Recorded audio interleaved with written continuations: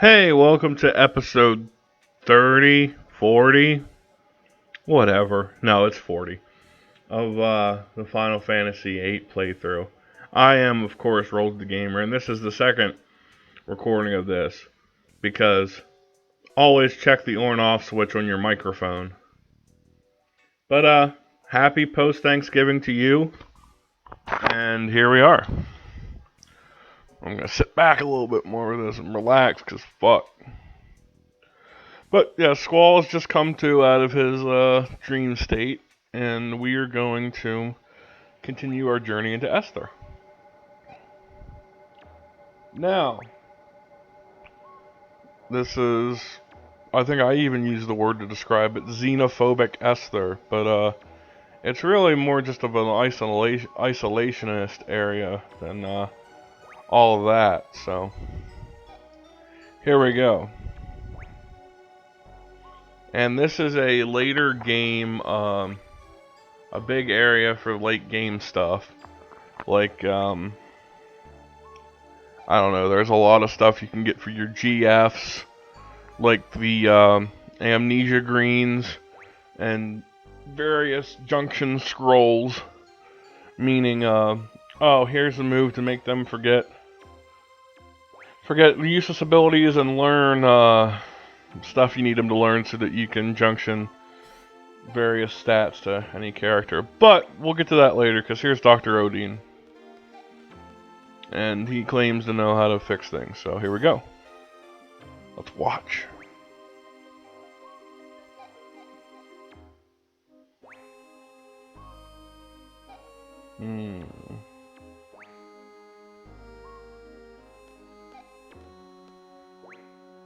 Oh. Skull's very demanding of the good doctor, isn't he?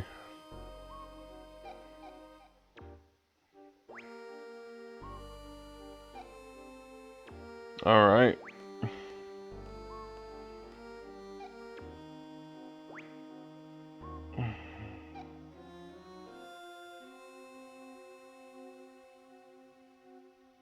Sorry, I'm reading. I don't have any shit to say. I said it like I said. I did my original recording, but I didn't check to see that the mic was turned on or off. Because it's just a little click switch, and like, I don't think I'd turn it off that much, but what do you know? I guess I must have been, I don't know, watching a live stream or something, just turned it off, so it was off. But whatever. And here's some mandatory, full motion video. It's not mandatory CGI, that would be a misnomer.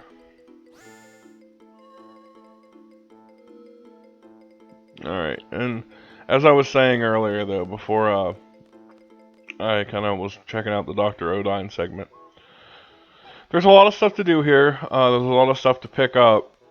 I don't think I get one of the things for sure, like there, you can get Zell's, his fourth combat, like tactics, what, you know, here's a move to learn type books, during a kind of a crisis playthrough that comes up here next, but I won't give anything away more than that. But I don't know if I get that one. I talked about the scrolls already. Here, actually right here, I think I'm riding to the shopping mall. Yep, and you can buy a bunch of shit there. All the items you will need, like they sell remedies and higher level ammunition and all that stuff too, as just general items. I bring up remedies because they're a key part in, you have to refine remedies into remedy pluses and then give those to get the hidden GF Doom Train later on, with a bunch of other items as well, like steel pipes and Marlboro tentacles, I believe. But here they have the Pet Pals books too, so you can learn moves for Angelo, which is Renoa's dog. Renoa's dog's default name. And really, you just want to learn the one that makes them invincible. But that has a low chance of striking sometimes, so, you know. Learn them all, why not? And here, a bunch of status ailment stuff as well. Tent, fuel, all that good stuff. Buy extra fuel, because you can rent a car later. Fire ammo. Dark and shotgun ammo, those are all fairly useful. And they can be refined into other ammo as well. I know normal and shotgun can be refined into like fast ammo, which is faster during the limit break slash overdrive slash whatever you want to call them. Let's see what we can refine to. Yeah, adamantine. Yeah, good, easy way to get a lot of adamantine is the one. Oh, sweet! I can at least make a new weapon with her. Pretty easy. What's Cardinal take again? Mesmerized blade. That's what we use to make Squall's remodel his sword. The one and only time we've done that so far in Disc 1. But yeah, I like that Renoa's her level 4 like type weapon, aka the one right before her ultimate, takes a bunch of common items really. That's her ultimate, the Angel Wing, because that looks awesome. All the final weapons in this game look really fucking cool.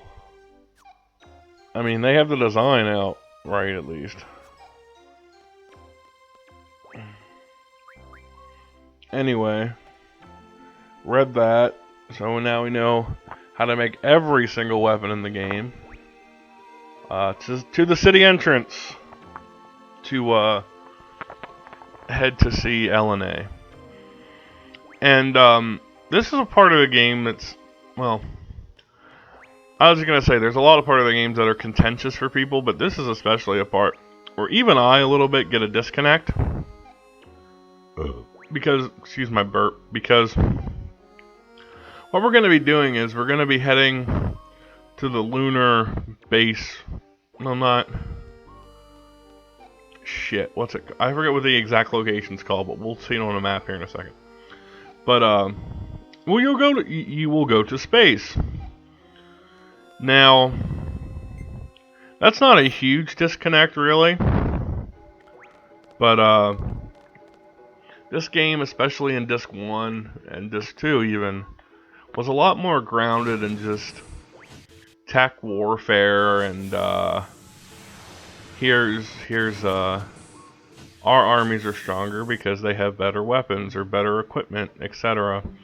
With a little bit of science involved. I mean, with a little bit of magic involved with the science, like, oh, here's a sorceress and scary, you know. But for some reason, the going to space segment here just lends a level of like a disconnect from the story that I find a little hard to swallow at times. Just because it's, oh, here, we're going to space, and then, oh, all the monsters come from the moon, and etc., etc. Now, not that it's really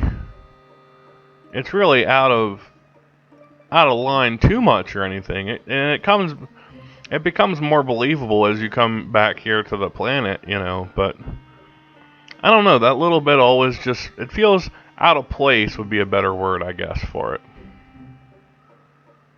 And actually, that's where the popular theory that Squall's dead gets some of its credence. Which, it's like, oh, okay, everything's really grounded, especially in the first disc, everything's really grounded in reality, you know, and it's,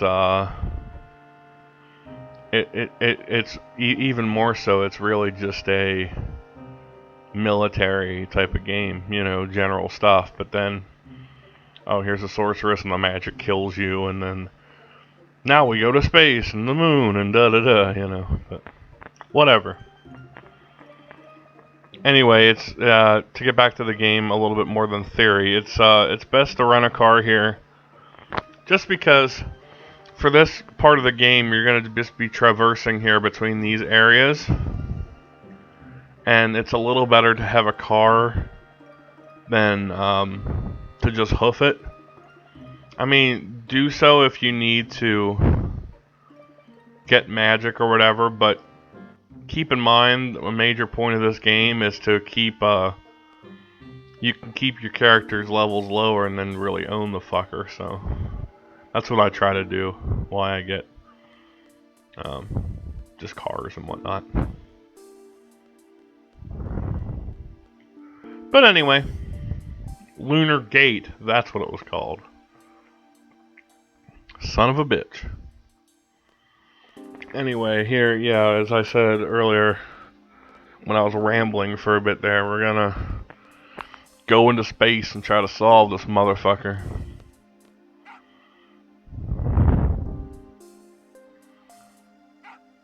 And the dog wants to come too.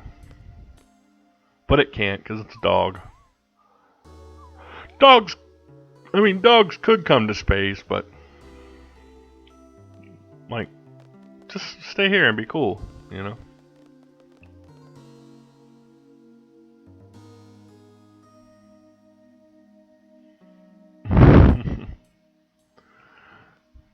Sorry, it's, you know, it's one of those points where we're just watching, so we're watching.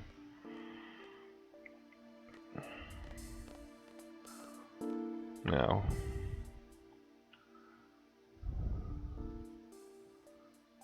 where are we going? To a space station. Go the cold sleep process.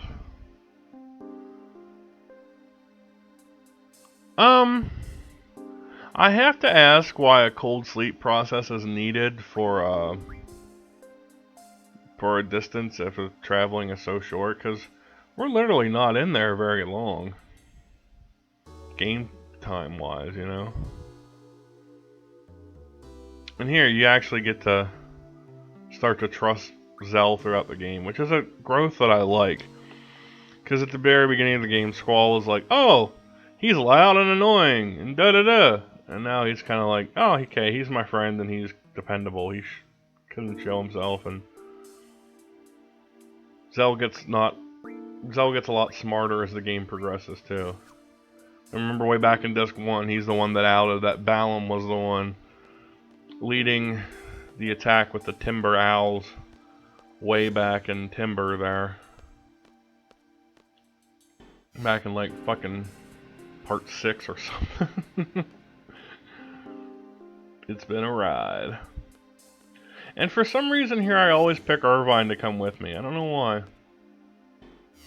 just seems like the decision to make. I think because in the first disc, or the first time I played through the game, I had Zell, Selphie, and Quistis be a team. And Irvine and Renoa and Squall be a team. And I just kept, you know, since that's how it is at the end of Disc 1. And I just kind of kept that going the whole time. That's why it's like, well, when I replayed here to record it and stuff, it felt weird bringing, like, I forget who it was. I know I left Renoa on the missile base team. But it felt weird, like, bringing other characters around, because generally, taking Irvine and Renoa with you as Squall allows them to get a little stronger. Because they're by far the least developed, or it feels that way anyway, of the other characters when you get them, so. I don't know, it's just one of those things, I guess. But here, something's going on, so let's figure out what's up.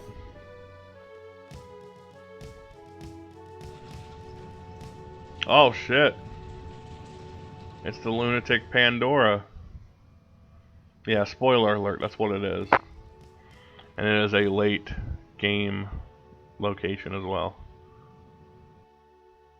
And we'll have some danger to take care of and meet up with it and try to save the city and all that jazz. But that's going to be an adventure for next time, I guess. So for now, this is RowlesTheGamer signing off, and of course, take it easy and happy post-Thanksgiving and Merry Christmas season, and we'll see you next time. Alright, bye-bye.